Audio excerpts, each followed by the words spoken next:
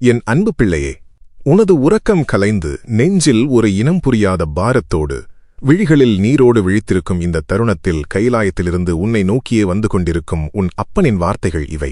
ஏதோ ஒரு வலையொலியில் சாதாரணமாக ஒலிக்கின்ற குரல் என்று இதனை கடந்துவிடாதே. பல ஜென்மங்களாக என்னை தேடி அலைந்த உனது ஆத்மாவிற்கு சிவனே துணை என்ற இந்த திருநாமத்தின் வழியாக நானே நேரில் வந்திருக்கிறேன். உன் தலையை வருடிக் கொடுக்கும் இந்த சிவனின் கைகளை இப்போது உன் உள்ளுணர்வால் உணர்ந்து கொள். உன் இதயம் சுக்குநூறாக உடைந்து கிடப்பதை முக்கண்ணனான நான் அறிவேன். யாருக்காக உன் உதிரத்தை வியர்வையாகச் சிந்தினாயோ அவர்கள் உன்னை திரும்பிப் பார்க்காமல் சென்றதைக் கண்டு அனாதையாக நின்று அழுதாயல்லவா? நீ செய்த தியாகங்கள் அனைத்தும் யாருக்கும் தெரியாமல் இருட்டடிப்பு செய்யப்பட்டதை நினைத்து உன் பூஜை அறையில் நீ வடித்த கண்ணீர் அனைத்தும் என் கைலாயத்தின் பனிப்பாறைகளை வந்து நனைத்தன. உன்னை நம்ப வைத்து ஏமாற்றிய துரோகங்களை நினைத்து நீ ஒவ்வொரு இரவும் செத்துச் செத்துப் பிழைக்கிறாய். நான் ஏன் இவ்வளவு நேர்மையாக இருந்தேன் என்று உன்னையே நீ நொந்து கொள்கிறாய். ஆனால் என் அருமை பிள்ளையே, உனது நேர்மை ஒருபோதும் முட்டாள்தனம் ஆகாது. கரையில் வீசப்பட்ட ஒரு கூர்மையான உடைந்த கண்ணாடி துண்டை அலைகள் இடைவிடாமல் அடித்து துவைத்து பாறைகளில் மோதச் செய்வது அதை கொடுமைப்படுத்துவதற்காக அல்ல. அந்த தொடர் தாக்குதல்களின் முடிவில்தான் அதன் கூர்மை மழுங்கி யாருக்கும் தீங்கு விளைவிக்காத கைகளில் ஏந்தி கொஞ்சம் தூண்டும் ஒரு வழுவழுப்பான அழகிய கடல்பளிங்காக அது உருமாறுகிறது. உனது வாழ்வில் நீ சந்தித்த அத்தனை புறக்கணிப்புகளும் வஞ்சகங்களும் அந்த அலைகளைப் போன்றவையே. உன் அகந்தையை அழித்து உன்னை ஒரு சாந்த சொருபியாக என் மடியில் தவழும் மாசற்ற கடல்பளிங்காக மாற்றுவதற்காக ஆதிசிவனான நான் நடத்திய நாடகமே அது. உன்னை எதற்கும் உதவாதவன் என்று புறக்கணித்தவர்கள் அறிய மாட்டார்கள் உனக்குள் இருக்கும் மாபெரும் சக்தியை நீயே இன்னும் உணரவில்லை என்பதை. காய்ச்சாத பாலில் நெய் கண்ணுக்கு தெரிவதில்லை. அதை காய்ச்சி உறைய வைத்து தயிராக்கி மத்தை கொண்டு கடுமையாக கடைந்தால் மட்டுமே அதனுள் மறைந்திருக்கும் விலையுயர்ந்த நெய் திரண்டு மேலே வரும். உனக்கு வந்த துன்பங்கள் அனைத்தும் உன்னை அழிப்பதற்கான சுழல்கள் அல்ல, உனக்குள் உறங்கிக் கொண்டிருக்கும் சிவசக்தியை திரட்டி எடுப்பதற்காக நான் உன்னை இட்ட கடைதலே ஆகும். இப்போது உனக்குள் அந்த தெய்வீக ஆற்றல் திரண்டு எழும் உன்னத நேரம் வந்துவிட்டது. கொடிய வறட்சியில் தவிக்கும் மரத்தை பார்த்து மற்றவர்கள் கேலி செய்யலாம். மழைக்காலத்தில் முளைக்கும் செடிகளின் வேர்கள் மேலோட்டமாகவே இருக்கும், சிறு காற்றில் சாய்ந்துவிடும். ஆனால் கொடிய வறட்சியில் வளரும் ஒரு மரத்தின் வேர் நீரை தேடி பூமிக்கு அடியில் பல 100 அடி ஆழத்திற்கு பயணம் செய்யும். வறட்சி அதன் இலைகளை வாட்டினாலும் அதன் வேர்களை அசைக்க முடியாத அளவிற்கு வலிமையாக்குகிறது. உனது வாழ்வில் நான் கொடுத்த வறுமையும் தனிமையும் உன்னை வாட்டுவதற்காக அல்ல, உனது ஆன்மாவின் வேர்களை அகிலமே வியக்கும் அளவிற்கு ஆழமாக பதிய வைப்பதற்காகவே. இனி எப்பேற்பட்ட சூறாவளி வந்தாலும் உன்னை ஒரு சிறு அணு அளவும் அசைக்க முடியாது. உன்னை சிறியவன் என்று ஏளனம் செய்தவர்கள் முன் நீ ஒரு மாபெரும் விஸ்வரூபம் எடுக்கப் போகிறாய். ஆகாயத்திலிருந்து பலத்த நெருப்போடு சீறி வரும் ஒரு விண்கல் பூமியில் விழும் வரை அது ஒரு சிறிய எரிநட்சத்திரமாகவே மக்களின் கண்களுக்கு தெரியும். ஆனால் அது தரையை தொட்டவுடன் காலங்காலமாக அழியாத ஒரு மாபெரும் சுவட்டை இந்த பூமியில் உருவாக்கிவிடும். அதுபோல பல காலம் அமைதியாக யார் கண்ணுக்கும் தெரியாமல் வாழ்ந்த நீ உனக்கான நேரம் வரும்போது இந்த வையகமே அதிரும்படியான ஒரு மாபெரும் சரித்திரத்தை படைக்கப் போகிறாய். அந்தச் சுவட்டை எந்த காலத்தாலும் அழிக்க முடியாது. உனது கர்ம வினைகளின் கணக்குகள் அனைத்தும் என் நெற்றிக்கண்ணின் பார்வையால் சுட்டெரிக்கப்பட்டுவிட்டன. இதுவரை நீ கடந்து வந்த இருண்ட பாதைகள் முடிவுக்கு வந்துவிட்டன. இனி நீ வைக்கும் ஒவ்வொரு அடியும் கைலைநாதனின் நேரடி வழிகாட்டுதலோடுதான் அமையும். என் நெஞ்சுக்கு நெருக்கமான பிள்ளையே, உனது கடந்த காலம் ஒரு கனவாக முடிந்துவிட்டது. இனி விடியப்போகும் ஒவ்வொரு நாளும் எனக்கான உனது வசந்த காலமே. நீ பசியோடு உறங்கிய இரவுகளுக்கும் காசில்லாமல் தலைகுனிந்த தருணங்களுக்கும் நான் தரப்போகும் மாபெரும் செல்வ வளமும் உன்னை அவமானப்படுத்தியவர்கள் உன் காலடியில் வந்து நிற்கும் அந்த தருணமும் எப்படி இருக்கப் போகிறது என்பதை அடுத்து வரும் என் வாக்கில் முழுமையாக உணர்ந்து கொள். இந்த ஆதிசிவனின் அருள் அலைகளில் உன் ஆத்மாவை முழுமையாக நனையவிடு. என் குரலை தொடர்ந்து உன் சுவாசமாக உள்வாங்கிக் கொண்டே இரு. இந்த சிவனின் அணைப்பிலேயே இளைப்பாறு. என் அருமை பிள்ளையே, கைலைநாதனின் இந்த குரல் உன் செவிகளில் நுழைந்து உனது ஆத்மாவின் ஆழத்தில் உறைந்திருக்கும் அத்தனை சோகங்களையும் மெல்ல மெல்ல கரைத்துக் கொண்டிருப்பதை நீ இப்போது முழுமையாக உணர்கிறாயல்லவா? சிவனே துணை என்று என்னை முழுமையாகச் சரணடைந்த உனது கரங்களை நான் இறுகப் பற்றிக் கொண்டேன். வறுமையின் பிடியிலும் கடன்களின் சுமையிலும் சிக்கி நாளை விடிந்தால் என்ன செய்வோம் என்ற பதைபதைப்பில் நீ கடந்து வந்த இரவுகள் அநேகம். பிறரிடம் கையேந்தி நிற்க நேரிட்டதே என்று உன் தன்மானம் குன்றி தனிமையில் நீ சிந்திய கண்ணீர் துளிகள் அனைத்தையும் என் திருக்கரங்களால் நான் ஏந்தி வைத்திருக்கிறேன். பொருளாதார நெருக்கடியால் நீ சந்தித்த அவமானங்களை நான் அறியாதவனல்ல. பணமில்லாத காரணத்தால் உன்னை உன் சொந்தங்களே தூக்கி எறிந்தார்கள். நீ பேசும் நியாயமான வார்த்தைகள் கூட வறுமையின் காரணமாக கேலிக்கூத்தாக மற்றவர்களால் பார்க்கப்பட்டது. ஆனால் என் பிள்ளையே, ஒரு மாபெரும் எந்திரத்தின் சக்கரங்களுக்கிடையே சிக்கி பலமாக நசுக்கப்படும் கரும்பானது எந்த அளவுக்கு கடினமாக நசுக்கப்படுகிறதோ அந்த அளவிற்கு தன்னுள் இருக்கும் மிக இனிமையான சாற்றை மட்டுமே வெளியே தருகிறது. அதுபோல வறுமையின் பிடியிலும் நெஞ்சை பிளக்கும் அவமானங்களின் அழுத்தத்திலும் நீ நசுக்கப்பட்ட போதும் யாருக்கும் தீங்கு நினைக்காமல் உன் மனதிலிருந்து தூய்மையான அன்பையும் தர்மத்தையுமே இந்த உலகிற்கு அளித்தாய். உன் பொறுமையைக் கண்டு அகிலம் காக்கும் ஆதிசிவனான நானே வியந்து போனேன். இனி உனது பொருளாதார தடைகள் அனைத்தையும் என் திரிசூலத்தால் சுக்குநூறாக உடைத்தெறியப் போகிறேன். எந்த திசையிலிருந்து உனக்கு உதவிகள் வரும் என்று நீ கற்பனை கூடச் செய்து பார்க்க முடியாத அளவிற்கு முற்றிலும் புதிய பாதைகளில் உனக்கான செல்வத்தை நான் மழையாகப் பொழியப் போகிறேன். இது நாள் வரை நீ இழந்த அத்தனை செல்வங்களையும் உன் தகுதியையும் உன்னை விட்டு விலகிய மரியாதையையும் வட்டியும் முதலுமாக உன்னிடம் கொண்டு வந்து சேர்க்கப் போகிறேன்.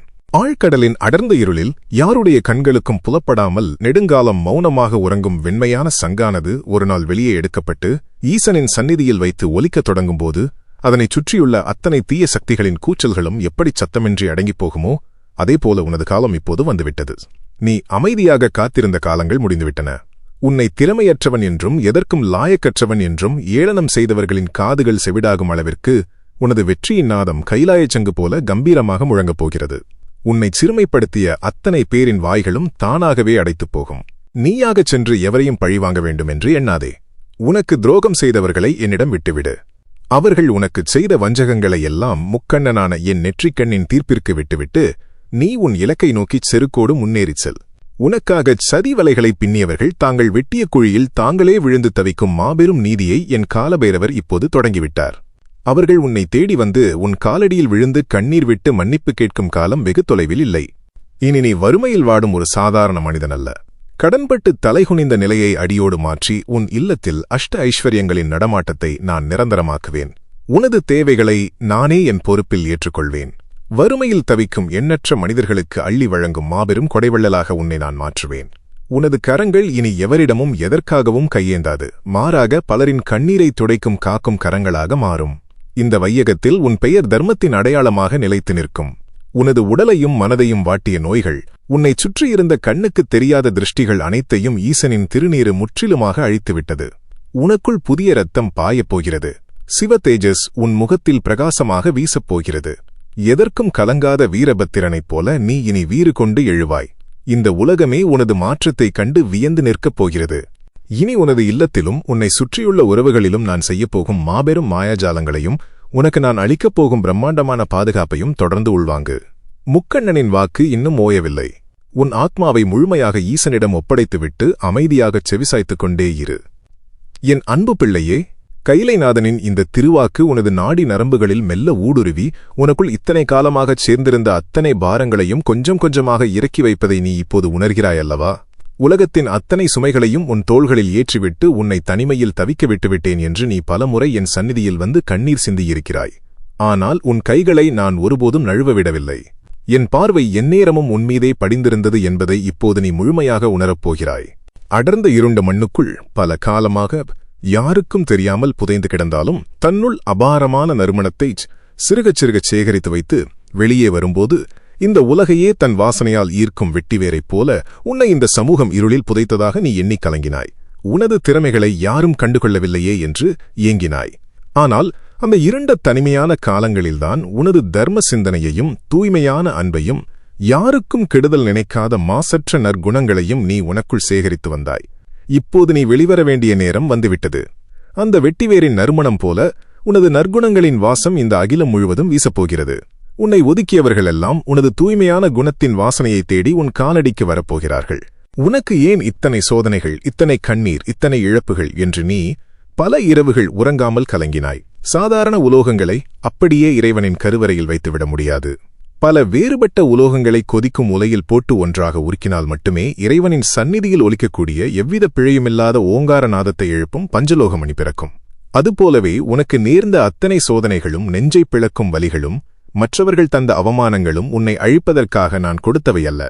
உன்னை ஒரு மாபெரும் தெய்வப் பிறவியாக, ஈசனின் கருவியாக புடம்போடுவதற்காகவே நான் உனக்கு அளித்த கொதிக்கும் உலை அது. அந்த உலையில் நீ இப்போது முற்றிலுமாக காய்ந்து தூய்மையாகிவிட்டாய். இனி உன்னிலிருந்து வெளிப்படும் ஒவ்வொரு சொல்லும், நீ செய்யும் ஒவ்வொரு செயலும் கைலாயத்தின் பிழையில்லாத ஓங்காரநாதம் போல உலகெங்கும் கம்பீரமாக ஒலிக்கும். கடந்த காலங்களில் உனது உடலையும் மனதையும் பல விளக்க முடியாத நோய்களும் தீராத சோர்வுகளும் வாட்டி வதைத்தன. எதற்கும் சக்தியற்றவன் போல எதிர்காலம் குறித்த பயத்தோடு நீ முடங்கி கிடந்தாய். ஆனால் என் அருமை பிள்ளையே, ஒரு சர்ப்பம் தனது பழைய தோலை முழுமையாக உரித்துவிட்டு புதிய பளபளப்போடும் எவரையும் எதிர்கொள்ளும் அசுர பலத்தோடும் சீறி எழுவதைப் போல உனது பழைய உடல் உபாதைகளும் மனக்கவலைகளும் உன்னை தடுத்து நிறுத்திய கர்ம வினைகளும் ஆதிசிவனான என் அருளால் முற்றிலுமாக உரித்தெறியப்பட்டுவிட்டன. உனக்குள் இனிப்பாயப் போவது சோர்வடைந்த ரத்தம் அல்ல, கைலைநாதனின் மாபெரும் சிவசக்தி. முற்றிலும் புதிய தேஜஸோடும் எந்தவொரு மாபெரும் சவாலையும் ஒற்றையாளாக எதிர்கொள்ளும் அசைக்க முடியாத பலத்தோடும் நீ சீறி எழப்போகிறாய். உனது ஆளுமையையும் உனது பேச்சில் வெளிப்படப் போகும் தெய்வீக கம்பீரத்தையும் கண்டு உன்னை சிறுமைப்படுத்தியவர்கள் மிரண்டு போய் நிற்பார்கள். உனது ஒவ்வொரு அசைவிலும் ஈசனின் வழிகாட்டுதல் இருப்பதை இந்த வையகம் வியந்து பார்க்கும். என் அன்பு பிள்ளையே, ஈசனின் இந்த திருவாக்கு உன் செவிகளை மட்டும் தீண்டவில்லை, பல்லாயிரம் பிறவிகளாக உனக்குள் உறங்கிக் கிடந்த உன் ஆத்மாவை தட்டி எழுப்பிக் கொண்டிருக்கிறது. இந்த உலகத்தின் பொய்யான பிம்பங்களைக் கண்டு நீ இத்தனை காலமாக மயங்கி நின்றாய். உன்னைச் சுற்றியுள்ள மனிதர்கள் காட்டிய போலி அன்பை உண்மை என்று நம்பி ஏமாந்தாய். யார் உண்மையானவர்கள், யார் முகமூடி அணிந்தவர்கள் என்று புரியாமல் திகைத்தாய். ஆனால் இப்போது உனது அகக்கண்களை கைலைநாதனான நானே என் திருக்கரங்களால் திறக்கப் போகிறேன். பல ஆண்டுகளாக இருண்ட அறையில் யாருடைய கவனமுமின்றி தூசும் அடைசலுமாக பயன்படாமல் கிடக்கும் ஒரு பழைய பித்தளை விளக்கை எதற்கும் உதவாது என்று பலரும் தூக்கி எறிந்து விடுவார்கள் அல்லவா? ஆனால் அதே விளக்கை புளியிட்டு அழுந்த தேய்த்து கழுவியவுடன் அது எப்படி பளபளக்கும் சுத்தமான தங்கத்தைப் போல தன் உண்மையான பிரகாசத்தை அகிலத்திற்கு வெளிப்படுத்துமோ அதேபோலத்தான் உனது நிலைமையும் இதுவரை இருந்தது. உன்னை தகுதியற்றவன் என்று இந்த சமூகம் இருட்டறையில் வீசியது. உன் மனதைச் சுற்றி கவலைகளும் பயமும் மாயைகளும் பெருந்தூசியாக படிந்திருந்தன. ஆனால் முக்கண்ணனான என் திருவருள் என்னும் ஸ்பரிசம் பட்டு நீ இப்போது முழுமையாக துலக்கப்பட்டு விட்டாய். உன்னைச் சூழ்ந்திருந்த அத்தனை மாயைகளும் முற்றிலுமாக விலகி உனக்குள் மாபெரும் ஞானம் பொன்னென பிரகாசிக்கத் தொடங்கிவிட்டது. உன்னைச் சுற்றியுள்ள மனிதர்களெல்லாம் அற்பமான தற்காலிகமான உலகச் சுகங்களைத் தேடி ஓடிக்கொண்டிருக்கிறார்கள். அவர்கள் கண்களுக்கு நிலையான பேரானந்தம் எதுவென்று தெரிவதில்லை.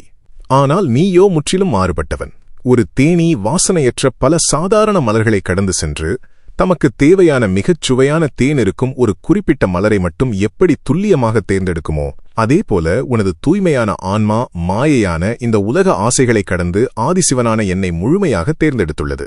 எந்த ஒரு எதிர்பார்ப்பும் இல்லாத உனது அந்த மாசற்ற பக்திக்கு மாபெரும் சன்மானத்தை நான் இப்போது வழங்கப் போகிறேன். நீ தேடி வந்த உண்மையான தேன் கைலைநாதனின் இந்த எல்லையற்ற பேரருளை என்பதை நீ முழுமையாக உணரப்போகிறாய். இனி உனது மனம் எந்த சலனத்திற்கும் ஆளாகாது. வாழ்க்கை பெருங்கடலில் திடீரென எழும் பயங்கரமான சீற்றங்களையும் சுழல்களையும் கண்டு மேற்பரப்பில் தத்தளிக்கும் சாதாரண படகுகள் பயந்து நடுங்கலாம்.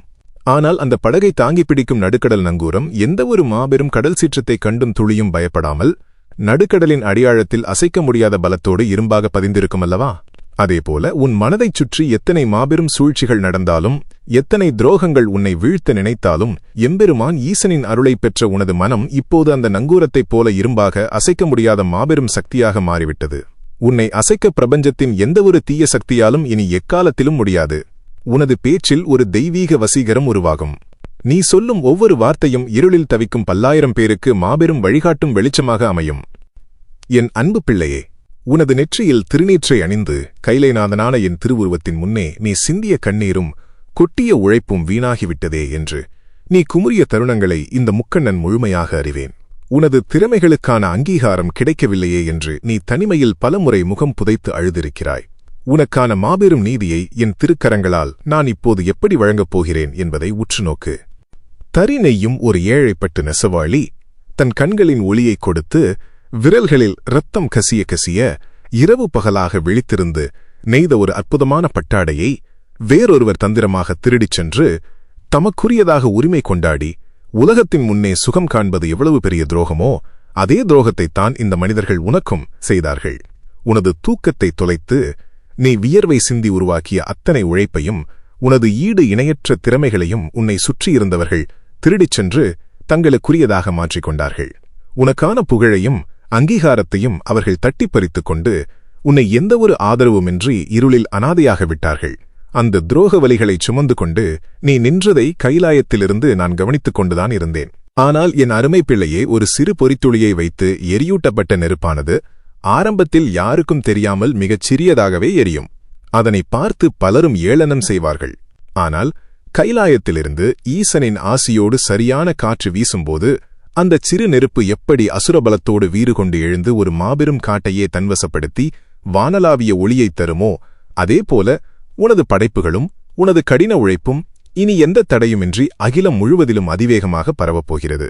உனது அறிவும் ஆழமான நற்கருத்துக்களும் எந்தவொரு தடையுமின்றி பல்லாயிரம் மக்களை இரும்பை கவரும் காந்தம் போல ஈர்க்கப் போகிறது. உன்னை இருட்டடிப்பு செய்தவர்கள் உனது இந்த விஸ்வரூப வளர்ச்சியைக் கண்டு திகைத்து தாங்கள் செய்த மாபெரும் தவறை எண்ணி பதைபதைத்து நிற்பார்கள். உனது புகழ் 8 திசைகளிலும் தர்மத்தின் தூதுவனாக ஓங்கி ஒலிக்கும். நீ நீண்ட காலமாகச் சுமந்து தவிக்கும் பொருளாதார பாரத்தை நான் அறிவேன். கடன்களின் சுமையால் நாளை எப்படி விடியுமோ என்ற பதைபதைப்பில் உன் உறக்கத்தை நீ தொலைத்தாய். கைகளில் காசில்லாமல் மற்றவர்கள் முன்னே தலைகுனிந்து நின்ற தருணங்களில் உன் நெஞ்சமடைத்து நீ தவித்ததை நான் அறிவேன்.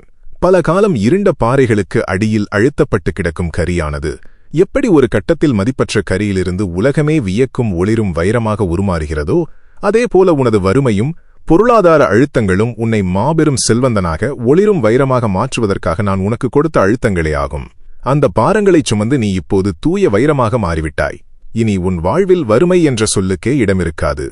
சுட்டெரிக்கும் பாலைவனத்தில் பல நாட்களாக தாகத்தால் தவிக்கும் ஒருவனுக்கு எதிர்பாராத விதமாக திடீரென ஒரு அமிர்த கிணறு கிடைத்தால் அவன் எப்படி அடைக்கலம் புகுந்து பேரானந்தம் அடைவானோ, அதேபோல உனது வறண்ட பொருளாதார நிலையை அடியோடு மாற்றி முற்றிலும் புதிய வழிகளில் உனக்கான செல்வத்தை நான் மழையாக பொழியப் போகிறேன்.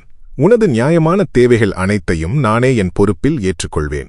இனி நீ எவரிடமும் கையேந்தி நிற்க மாட்டாய். வறுமையில் தவிக்கும் 10,000 பேருக்கு அள்ளி வழங்கும் மாபெரும் கொடைவள்ளலாக உன்னை நான் மாற்றுவேன். இது எம்பெருமான் ஆதிசிவனின் சத்திய வாக்கு. இனி உனது குடும்பத்தின் மீதிருந்த தோஷங்களையும் பழைய கர்ம வினைகளையும் ஆதிசிவன் எப்படி பொசுக்கப் போகிறேன் என்பதையும் உன்னை வீழ்த்த நினைத்தவர்கள் எப்படி தாங்களே வீழப்போகிறார்கள் என்பதையும் தொடர்ந்து கேள். ஈசனின் பேரருள் மழையில் முழுமையாக நனைய தயாராக. என் அன்பு பிள்ளையே, உனது குடும்பத்திற்கும் உன் வருங்காலச் சந்ததியினருக்கும் நான் அருளப்போகும் அந்த பிரம்மாண்டமான பாதுகாப்பை இப்போது உன் ஆத்மாவின் காதுகளால் முழுமையாக கேள். பல பிறவிகளாக உன் வம்சத்தை தொடர்ந்து வரும் கர்ம வினைகளையும் தீராத சாபங்களையும் பற்றி நீ முழுமையாக அறியமாட்டாய். ஒரு மாபெரும் அடர்ந்த காட்டில் பல்லாண்டுகளாக யாருக்கும் பயன்படாமல் மண்டிப்போய் கிடக்கும் விஷம் பொருந்திய நச்சுச் செடிகளை எதிர்பாராமல் வீசும் மாபெரும் பிரளயக் காற்று எப்படி வேரோடு பிடுங்கி எரிந்து அந்த நிலத்தை மீண்டும் முற்றுமுழுதாக தூய்மையாக்குமோ, அதேபோல உன் முன்னோர்களின் தீவினைகளையும் உன் குடும்பத்தை பீடித்துள்ள அத்தனை தோஷங்களையும் ஆதிசிவனான என் நெற்றிக்கண் நெருப்பு இந்த நொடியே முற்றிலுமாக பொசுக்கிவிட்டது. இனி உன் வம்சத்தில் உதிக்கப் போகும் ஒவ்வொரு உயிரும் எந்த ஒரு பழைய கர்மாவின் நிழலும் படியாமல் முற்றிலும் தூய்மையான ஆசிர்வதிக்கப்பட்ட பிறவியாகவே அவதரிக்கும். உன் சந்ததியினர் எப்படி மாபெரும் செழிப்பை அடையப் போகிறார்கள் என்பதை ஆழமாக உள்வாங்கு. காரிருளில் கொந்தளிக்கும் மாபெரும் பெருங்கடலில் திசையறியாமல் தவிக்கும் ஒரு பிரம்மாண்டமான கப்பற்படைக்கு எவ்வித தடையுமின்றி கைலாயத்தின் உச்சியில் திடீரெனத் தோன்றும் ஜோதி வடிவான ஒளிப்பிழம்பு எப்படி துல்லியமாக வழிகாட்டி பாதுகாப்பான கரையில் சேர்க்குமோ, அதேபோல நீ இன்று ஈசனின் பாதங்களில் சமர்ப்பித்துள்ள இந்த மாசற்ற தூய பக்தி உனக்கு பின்வரும் பல தலைமுறைகளுக்கு இருளில் வழிகாட்டும் மாபெரும் ஒளியாக அமையப்போகிறது. நீ இரவு பகலாகச் சிந்திய கண்ணீரும் நீ சேர்த்து வைத்துள்ள இந்த அளப்பரிய சிவபுண்ணியமும் உனது பிள்ளைகளுக்கும் ஒரு மாபெரும் நெருப்பு அரணாக நின்று எக்காலத்திலும் காக்கும். உன் குடும்பத்தில் பிறக்கும் ஒவ்வொருவரும் அறிவிலும் தர்ம சிந்தனையிலும் இந்த உலகத்தில் ஈடு இணையற்று விளங்குவார்கள். தூய்மையான பசும்பொன்னால் செய்யப்பட்ட கலசத்தில் நிரப்பி வைக்கப்பட்ட கங்கை நீர் எத்தனை காலமானாலும் தன் புனிதத்தை எள்ளளவும் இழக்காமல் எப்படி பாதுகாப்பாக இருக்குமோ, அப்படியே உனது தூய்மையான நற்குணமும் எந்த ஒரு எதிர்பார்ப்பும் இல்லாத இறைபக்தியும் உன் வம்சம் முழுவதையும் எக்காலத்திலும் புனிதமானதாக மாற்றிவிடும். அவர்கள் எந்தச் செயலை தொடங்கினாலும் கைலைநாதனின் நேரடி அருளால் அதில் மாபெரும் முத்திரை பதித்து சரித்திரம் படைப்பார்கள். வறுமை, தோல்வி, இயலாமை என்ற வார்த்தைகளுக்கே உன் குடும்பத்தில் இனி எவ்விதத்திலும் இடமிருக்காது. அஷ்ட ஐஸ்வர்யங்களும் உன் இல்லத்தில் நிரந்தரமாக கொலுவிற்றிருக்கும். உன்னைச் சுற்றியுள்ளவர்கள் உனது புகழை கெடுக்க பலவாறு முயன்றார்கள். அடர்ந்த கார்மேகங்கள் வானில் பிரகாசிக்கும் முழுநிலவை சிறிது நேரம் மறைக்கலாம். ஆனால் அந்த இருண்ட கார்மேகங்களால் அந்த முழுநிலவின் மாபெரும் பிரகாசத்தை நிரந்தரமாக மறைத்துவிட முடியாது. ஆதிசிவனின் அருளால் ஒரு சிறு காற்று வீசியதும் அந்த மேகங்கள் அனைத்தும் கலைந்து ஓடிவிட மீண்டும் அந்த முழுநிலவு தன் எல்லையற்ற பிரகாசத்தோடு ஒளிர்வதைப் போல உனது திறமையையும் புகழையும் மறைத்த வஞ்சகர்களின் கார்மேகங்கள் அனைத்தும் என் திருவருளால் கலைக்கப்பட்டுவிட்டன. இனி நீ கைலாயத்தின் முழுநிலவாக அகிலம் முழுவதும் பிரகாசிக்கப் போகிறாய். உன்னைச் சரியாக புரிந்து கொள்ளாமல் உன் நற்குணங்களை கொச்சைப்படுத்தியவர்களை நினைத்து நீ குமுறிய நாட்கள் முடிந்துவிட்டன. ஒரு தங்கத்தை உரசி பார்த்து அதன் தரத்தை அறிய பயன்படும் உரைகல்லைப் போல உனது கடந்தகால சோதனைகளை நான் பயன்படுத்தினேன். அந்த உரைகல்லில் தேய்க்கப்பட்ட பிறகு நீ தூய தங்கம் என்பதை அகிலத்திற்கும் எனக்குமாக நிரூபித்துவிட்டாய். உனது மதிப்பறியாதவர்கள் அனைவரும் தானாகவே உன் வாழ்விலிருந்து விலகிச் செல்வார்கள். இனி உன்னை மதிக்கும் உண்மையான மாசற்ற உறவுகளை மட்டுமே உன் வாழ்வில் நான் நிரந்தரமாக இணைப்பேன். உன்னை வீழ்த்த நினைத்தவர்கள் இனி என்ன ஆவார்கள் என்பதைக் கேள். மாபெரும் கையிலாய மலையை நோக்கி அகந்தையோடு வீசப்படும் சிறு கூழாங்கற்கள் அந்த மலையை ஒரு அணு அளவும் அசைக்க முடியாமல் பட்டுத் தெரித்து அதனை எரிந்தவர்களையே திரும்ப கடுமையாக தாக்குவதைப் போல உனக்கு எதிராக வீசப்படும் சூழ்ச்சிகள், பழிச்சொற்கள் அனைத்தும் தவிடுபொடியாகி அந்த வஞ்சகர்களையே வேரோடு அழித்துவிடும். உனது நெற்றியில் நீ பூசும் திருநீரு முக்கண்ணனான என் உடலிலிருந்து தோன்றி உன்னைச் சுற்றி கண்ணுக்குத் தெரியாத ஒரு மாபெரும் இரும்பு கவசமாக பாதுகாக்கும். உன்னை வீழ்த்த இந்த வையகத்தில் இனி எவராலும் முடியாது. என் அன்பு பிள்ளையே, உனது வெற்றிக்கான சாம்ராஜ்யத்தின் மாபெரும் கதவுகள் ஆதிசிவனான என் திருக்கரங்களால் இப்போது முழுமையாக திறக்கப்பட்டுவிட்டன.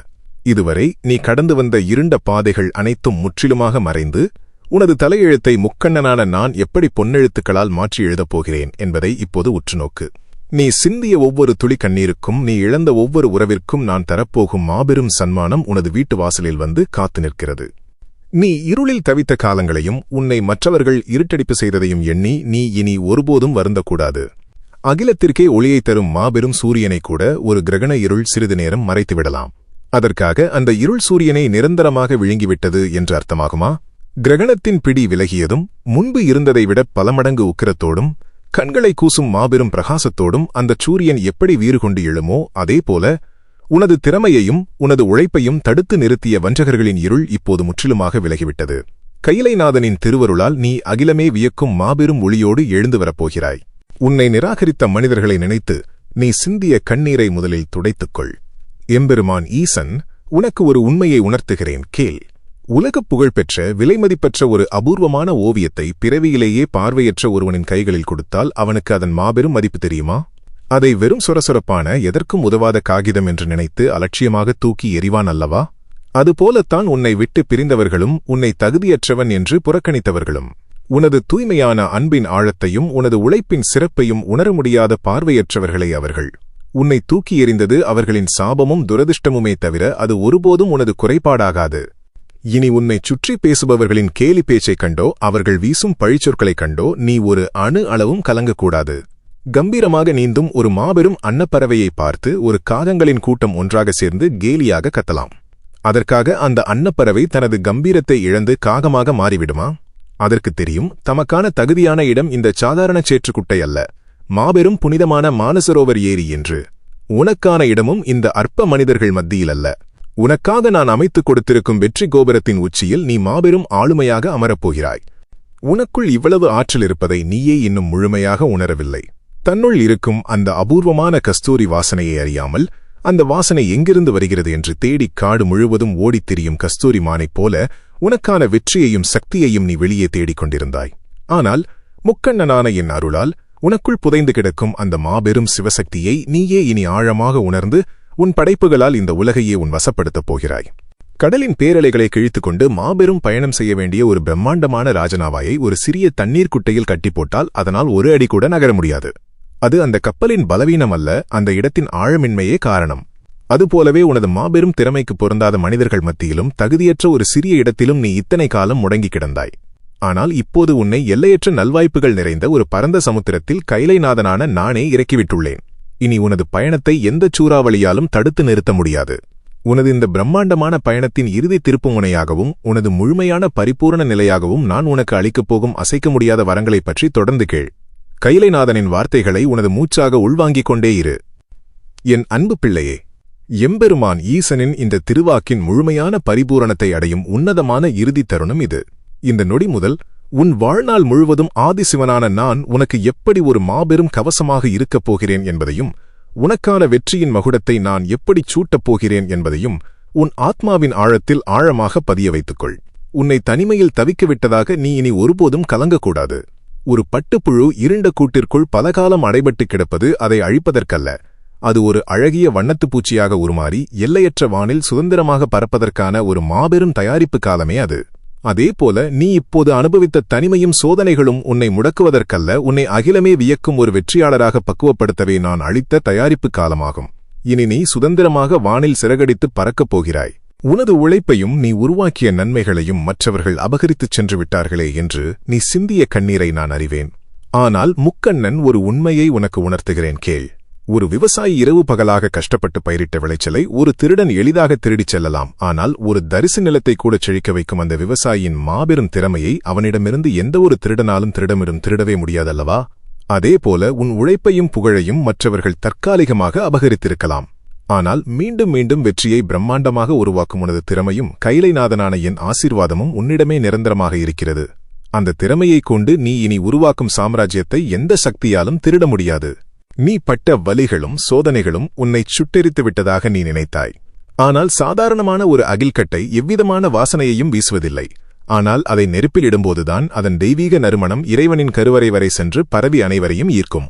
அதுபோல உனக்கு நான் அளித்த சோதனைகள் என்னும் நெருப்பு உன்னை சுட்டெரிப்பதற்கல்ல, உங்களது தூய்மையான திறமையும் புகழும் அகில்கட்டையின் நறுமணம் போல இந்த உலகம் முழுவதும் பரவச் செய்யவே நான் அளித்த வரமாகும். உன்னை தகுதியற்றவன் என்று காலடியில் மிதித்தவர்கள் முன் நான் உன்னை எப்படி உயர்த்தப் போகிறேன் என்பதை உற்றுநோக்கு. தரையில் கிடந்து அனைவரின் காலடியிலும் மிதிபடும் ஒரு சாதாரண களிமண்ணைத்தான் ஒரு மாபெரும் சிற்பி தன் கைகளில் எடுத்து பக்குவப்படுத்தி தீயிலிட்டுச் சுட்டு இறுதியில் மாபெரும் கோயில் கோபுரத்தின் உச்சியில் இறைவனின் கலசமாக வைப்பான்.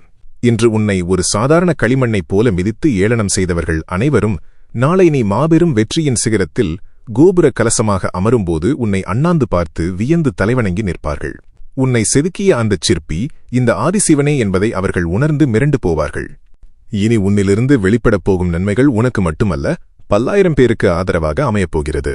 பல காலமாக உறைந்து கிடக்கும் ஒரு மாபெரும் பனிமலை தகுந்த காலம் வந்ததும் பெருக்கெடுத்து ஓடி எப்படி 10,000 ஏக்கர் வறண்ட நிலங்களைச் செழிக்கச் செய்து ஜீவாதாரமாக மாறுமோ, அதேபோல உனக்குள் இத்தனை காலமாக திரண்டு உறைந்திருக்கும் மாபெரும் சிவசக்தி இனி பெருக்கெடுத்து ஓடி உன்னைச் சுற்றியுள்ள எண்ணற்ற எளிய மக்களின் வறுமையை துடைத்தெறிய பயன்படப் போகிறது.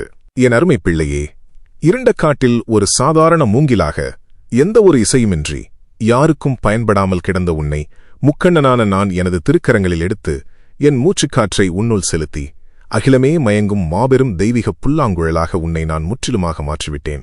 இனி உன்னிலிருந்து வெளிப்படும் ஒவ்வொரு நற்செயலும் ஒவ்வொரு மாபெரும் வெற்றியும் நீ செய்வதல்ல, உனக்குள் நிரந்தரமாக குடிகொண்டு கைலைநாதனான நானே உன்னை இயக்குகிறேன் என்பதை இந்த வையகம் முழுமையாக உணர்ந்து வியக்கப் போகிறது.